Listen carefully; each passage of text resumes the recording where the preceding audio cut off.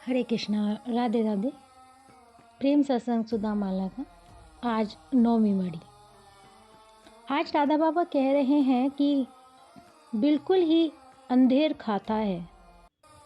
गीता का पाठ करते हैं पर उसके श्लोकों पर विश्वास नहीं होना भी कठिन है, क्योंकि जब चाह ही नहीं, लगन ही नहीं, तब हो कैसे? मन में जलन हो तब तो भगवान के सामने रोएं। पर मनुष्य तो विषयों में सुख देखता है। भगवान के ध्यान की बात सुनने पर केवल मुंह से कहता है हाँ अच्छी बात है, पर भीतर से वह उसे झूठ ही समझता है। नहीं तो विषय नहीं छूटने पर मन 24 घंटे रोता रहे। देखिए, आप इस बात का अनुभव करते होंगे कि जब जब आप भगवान से हटते हैं तभी तभी अशांति और बढ़ती है। एक बार नहीं, बार बार यही बात होगी।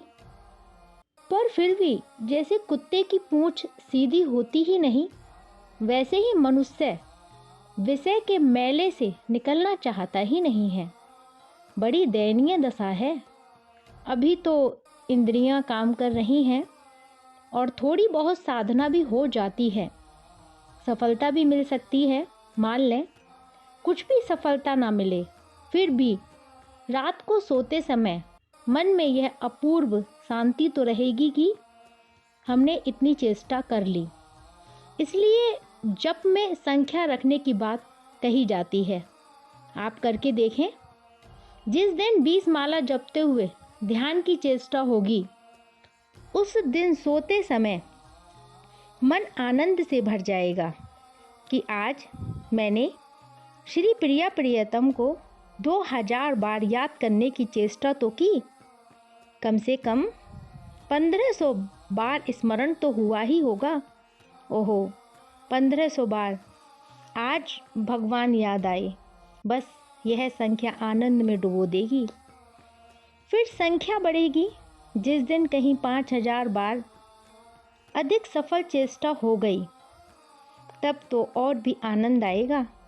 आप करके जांच लीजिएगा, इस संख्या की पूर्ति से भी बड़ा आनंद आएगा। अवश्य ही जैसे बताया है वैसे करने पर होगा। एक मन का माला का फिरा कि उसके साथ एक झांकी बांधने की चेष्टा हुई। इस प्रकार एक माला पूरी होते ही मन में यह स्फुरना होगी कि 100 बार चेष्टा हुई। अच्छा, 20 बार ठीक नहीं हुई होगी, 80 बार तो ठीक हुई होगी। ओहो, कितना आनंद है, कितने सौभाग्य की बात है। मुझे 80 बार श्याम सुंदर एवं श्री राधा रानी याद आ गए। नहीं नहीं, 80 बार मेरे मन में आ गए। इस प्रकार प्रत्येक माला आपके जीवन को उत्तरात उत्तर आनंद से भर देगी। पर यह बात होगी लगन से करने पर तथा विषयों को भस्म कर डालने की दृढ़ धारणा करके चलने पर। आगे राधा बाबा 10वीं मड़ी में कह रहे हैं कि आज सोच रहा था मेरा कौन है। कई स्फुरना हुई। लोग पूछते थे कि आपका स्वास्थ्य कैसा है। स्वास्थ्य है ना, मन में आया। स्वास्थ्य का क्या अर्थ है? फिर सोचा, व्याकरण के अनुसार तो स्व प्लस सद, अर्थात जो स्वयं में स्थित हो वह स्वस्थ है। पुनः सोचने लगा, मेरा अपना कौन है? मन से उत्तर मिला, मेरे तो श्री कृष्ण हैं। और कौन है? और श्री राधा रानी हैं। और कौन है? मन से पुनः उत्तर मिला, श्री गोपीजन हैं। और कौन है? श्री नित्य दिव्य वृंदावन धाम है। और भी आगे मन में कई बातें आईं, सब कई कारणों से बता नहीं सकूंगा, पर इन्हीं बातों पर आप भी आज विचार कीजिएगा। इन चारों के सिवा और कौन सी वस्तु है जो आपकी है? इन चारों के सिवा और कौन सी वस्तु है जो आपकी है? जो आपकी है वह मरने के बाद भी साथ रहनी चाहिए। पर यहाँ के तो धन, पुत्र, स्त्री, पद, गौरव सभी छूट जाएंगे, यहाँ तक कि शरीर भी छूट जाएगा। ये वस्तुएं आपकी तो हैं ही नहीं, किंतु इन चारों को देखिए, श्री श्याम सुंदर कभी नहीं छूटेंगे, श्री राधा रानी कभी नहीं छूटेंगी, श्री गोपीजन कभी नहीं छूटेंगे, और श्री धाम वृंदावन भी कभी नहीं छूटेगा। यह इसलिए है कि ये नित्य हैं, नित्य आपके साथ रहते हैं, इनका कभी विनाश वियोग होता ही नहीं है, तथा ये बार बार आपके मन में आते हैं। यह इनकी कितनी दया है। पर जब आप इन्हें पराया मानकर छोड़ देते हैं और पराये को अपना मानकर इनकी जगह याद करने लगते हैं, तो फिर ये छिप जाते हैं। ये सोचते हैं, अच्छी बात है भाई, तुम हमें चाहते ही नहीं तो क्या करें, तुम याद करते हो, याद करते ही हम तुम्हारे मन में आकर उपस्थित हो जाते हैं, पर हमारे आने के बाद भी फिर तुम हमको तो ढक देते हो और उसकी जगह स्त्री पुत्र धन को बैठा देते हो। तब बोलो हमारा क्या अपराध है। आगे राधा बाबा 11 मणि में बता रहे हैं कि केवल विश्वास चाहिए। भगवान पर विश्वास होते ही सब काम बना बनाया है। सकाम निष्काम की बात नहीं है, बात है भगवान का भजन करने की, विश्वास पूर्वक भगवान को स्मरण करने की। फिर चाहे किसी भी कामना से आप भगवान को क्यों ना भजें, आपको श्री भगवान ही मिलेंगे। श्री महाप्रभु चैतन्य देव के समान प्रेम की शिक्षा देने वाला और कौन मिलेगा। उन्होंने एक जगह स्वयं अपने प्रिय से प्रिय शिष्य श्री सनातन गोस्वामी को शिक्षा देते हुए कहा था कि यदि मनुष्य किसी दूसरी कामना से भी श्री कृष्ण का भजन करे तो श्री कृष्ण ना मांगने पर भी उसे अपने चरणों को ही दे डालते हैं। ऐसा क्यों? इस पर कहते हैं, श्री कृष्ण कहते हैं, यह मेरा भजन तो करता है पर मांगता है विषय सुख। ओहो, यह अमृत छोड़कर विष मांगता है, देखो तो यह कितना मूर्ख है। किंतु मैं तो मूर्ख नहीं हूँ, मैं तो जानता हूँ, सब कुछ जानता हूँ, किस बात से मैं इसका मंगल है, किस में अमंगल है, मैं सब जानता हूँ। मैं भला जान पूछकर इसका हितैषी होकर भी इस मूर्ख को विषय देकर ही कैसे टाल दूँ। मैं तो इसे अपने चरणों का प्रेम देकर इसका विषय प्रेम भुला दूंगा, इसके विषय प्रेम को नष्ट कर दूंगा। सफलता होगी पर निरंतर उनको भजने से, उनको याद करने से। भाव चाहे कुछ भी हो, आप करते नहीं, यही कमी है आपकी। वास्तव में आप चाहते ही नहीं, तब क्या हो सकता है। आगे राधा बाबा 12वीं मणि में कह रहे हैं कि संत पाकर भी यदि जीवन भगवान में नहीं बन रहा है तो दो ही बातें हो सकती हैं, या तो आप जिसे संत मानते हैं वह संत नहीं है, या आप चाहते नहीं हैं।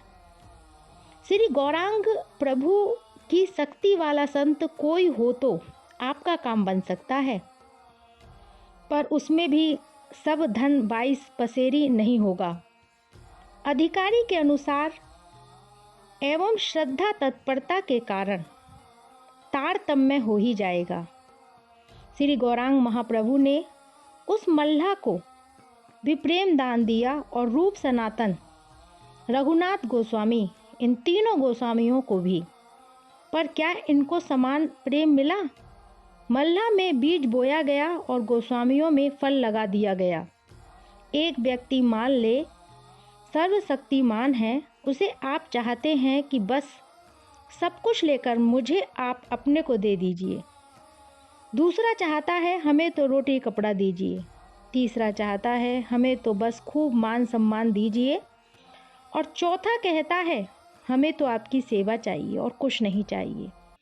अब वह व्यक्ति है तो बड़ा प्रेमी और उसके पास जो सबसे बढ़िया से बढ़िया चीज़ है वही वह सबको देना चाहता है, पर लेने वाला चाहता नहीं है, वह उसकी दी हुई उस चीज को भी फेंक देता है। इसलिए वह व्यक्ति सोचता है, क्या हर्ज है, तुम जो चाहोगे वही देंगे, इसमें उसका क्या अपराध है। आगे 13वीं मणि में राधा बाबा कह रहे हैं कि प्रेम की चाह है, यह बड़े सौभाग्य की बात है। उस इच्छा को छिपाए रखकर जीव से निरंतर नाम लीजिए, इसमें कोई परिश्रम नहीं है। फिर देखिएगा यह इच्छा आग की तरह बढ़ने लगेगी। इसमें प्रयत्न करने पर निश्चय सफलता होगी ही। मन लगना कठिन है, ठीक है ना सही, पर जीव से नाम का उच्चारण तो चाहने पर अवश्य होगा। आप एक ही काम करें, शेष सब भगवान करेंगे। वह काम है जीव से निरंतर नाम जप। अवश्य ही यह भगवत कृपा पर निर्भर है, परंतु भगवान की आप पर कृपा है, विश्वास कीजिए, पूर्ण कृपा है। और यह नाम की साधना निश्चय ही हो सकती है। यदि कोई कहे कि हमसे तो नहीं होती, तो समझ लीजिए कि वह असल में नाम लेना ही नहीं चाहता। एक बहुत बड़े संत ने हमसे एक बार कहा था कि भगवान भले ही दूसरी प्रार्थना सुनने में थोड़ी देर भी कर दें, पर यदि कोई सचमुच चाहे कि हमसे निरंतर नाम जप हो और इसके लिए भगवान से प्रार्थना करे, तो यह प्रार्थना निश्चय ही तत्क्षण पूरी हो जाएगी। भगवत कृपा का अवलंबन लेकर अपनी पूरी शक्ति लगाइए। शक्ति लगाने पर निश्चय ही नाम जप होगा। जो ऊंची से ऊंची वस्तु है, जिससे परे कुछ भी नहीं है, वह सब बिना परिश्रम मिल जाएगी। आप तो केवल एक ही व्रत ले लें, चलते फिरते सोते जागते उठते बैठते खाते पीते, बस जीव मशीन की तरह नाम का उच्चारण करती रहे, फिर अपने आप सब हो जाएगा। सारी बात भगवान की कृपा से हो जाएगी। मन का पाप धुल जाएगा, मन की चंचलता मिट जाएगी, विषय अनुराग नष्ट हो जाएंगे। संत के प्रति निश्चल निस्वार्थ प्रेम भरा आकर्षण उत्पन्न होगा। भगवान पर संशयहीन विश्वास उत्पन्न होगा। इस प्रकार सब कुछ अपने आप होकर अत्यंत दुर्लभ वस्तु जो भगवत प्रेम है, वह भी सच्ची इच्छा होने पर मिल जाएगा।